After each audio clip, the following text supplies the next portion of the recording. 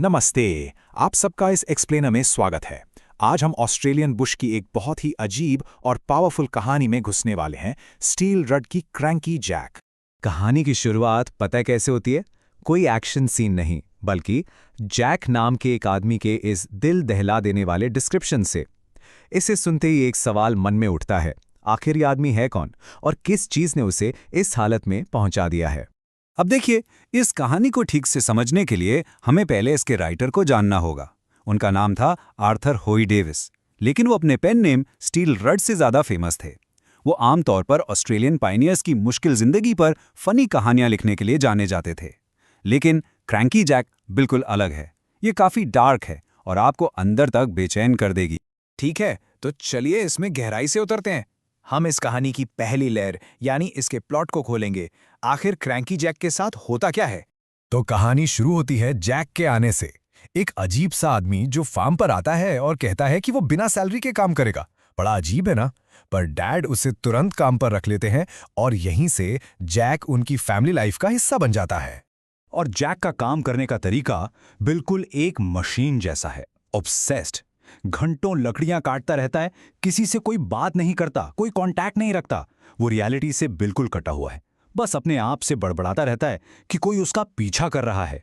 ये सब देखकर पूरा परिवार, खासकर माँ, डर जाती है।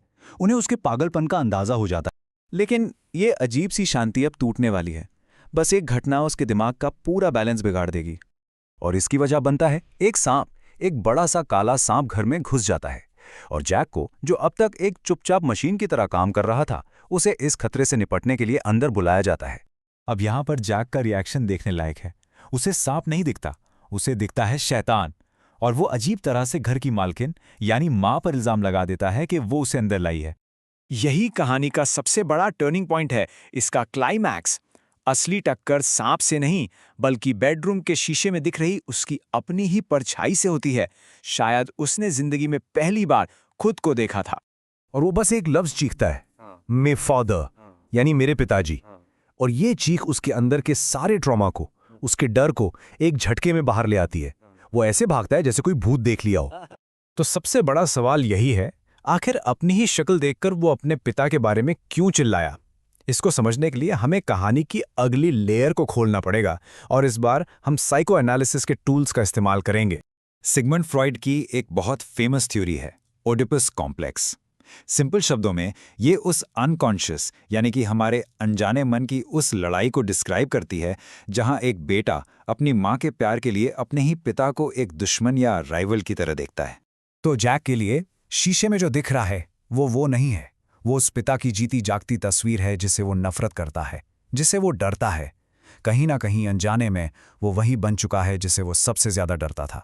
और कहानी का अंत एक बहुत ही पावरफुल सिंबॉलिक एक्ट से होता है। पहले जैक कुल्हाड़ी लेकर घर लौटता है, फिर वो उस कमरे में जाकर एक चीख के साथ उस शीशे को तोड़ देता है और अंत में वो टूटे हुए टुकड़ों को देखकर बिल्कुल शांति से कहता है, ही इज डेड नाउ, यानी वो अब मर गया है। ऐसा करके उसने अपने दिमाग में अपने पिता को मार दिया है। लेकिन क्या जैक का पागलपन सिर्फ उसकी पर्सनल प्रॉब्लम है? चलिए अब आखिरी लेयर पर चलते हैं और देखते हैं कि उस वक्त के ऑस्ट्रेलियन सोसाइटी के कॉन्टेक्स्ट में इस कहानी का क्या मतलब निकलता है। देखिए, उस दौर में ऑस्ट्रेलिया अपने देश का एक मिथ, एक कहानी बना रहा था। हीरो पायनियर्स की कहानी। ऐसे मर्द जो मेहनत और हिम्मत से इस कठोर जमीन को जीत रहे थे। लेकिन जैक की रियलिटी इससे बिल्कुल अलग थी। वो एक शोषित मजदूर था जिसका इंसानियत से कोई लेना देना नहीं रह गया था। उसकी मेहनत उसे कामयाबी नहीं बल्कि अकेलापन, पागलपन और दुख देती है। ये स्टोरी एक परफेक्ट एग्जाम्पल है उस चीज का जिसे कार्ल मार्क्स ने एलियनेटेड लेबर कहा था। मतलब जब एक वर्कर अपने काम से ही जुड़ा हो जाता है, उसका काम उसके लिए बेमतलब हो जाता है और वो खुद एक चीज या कमोडिटी बनकर रह जाता है। और ये कोट जो सीधा टेक्स्ट से लिया गया है, इस डिह्यूमनाइजेशन को बिल्कुल साफ दिखाता है। वो सुबह से रात तक गुलाम की तरह काम करता है, संडे की छुट्टी नहीं लेता, उसका कोई दोस्त नहीं और उसने कभी अपनी सैलरी बढ़ाने के लिए भी नहीं कहा। उसे एक इंसान की तरह नहीं बल्कि एक औजार, एक जानवर या मशीन की तरह डिस्क्राइब किया गया। तो इन सारी अलग अलग लेयर्स को देखने के बाद हमें इस कॉम्प्लेक्स स्टोरी से क्या समझना चाहिए? क्या है इसका मेन टेकअवे? देखिए, हम क्रैंकी जैक को 3 तरीकों से समझ सकते हैं। पहला एक साइकोलॉजिकल केस स्टडी, एक ऐसा इंसान जो ऑडिपस कॉम्प्लेक्स से परेशान है, अपने पिता की यादों से लड़ रहा है। दूसरा एक सोशल क्रिटिक, वो एलियनेटेड लेबर का शिकार है, एक ऐसे सिस्टम ने उसे इंसान से चीज बना दिया जो लोगों से ज्यादा प्रोडक्शन की परवाह करता है। और तीसरा एक हिस्टोरिकल काउंटर नैरेटिव, एक ऐसा कैरेक्टर जिसका दर्द ऑस्ट्रेलियन पायनियर के हीरो वाले मिथ को चैलेंज करता है। तो आखिर में ये कहानी हमारे सामने एक बहुत बड़ा सवाल छोड़ जाती है। क्या क्रैंकी जैक का पागलपन सिर्फ उसकी पर्सनल ट्रेजेडी है, या ये उस जालिम सिस्टम का नतीजा है जो इंसानी रूह को तोड़ देता है? इस पर जरूर सोचिएगा। ऐसे और कंटेंट के लिए सब्सक्राइब करें। धन्यवाद।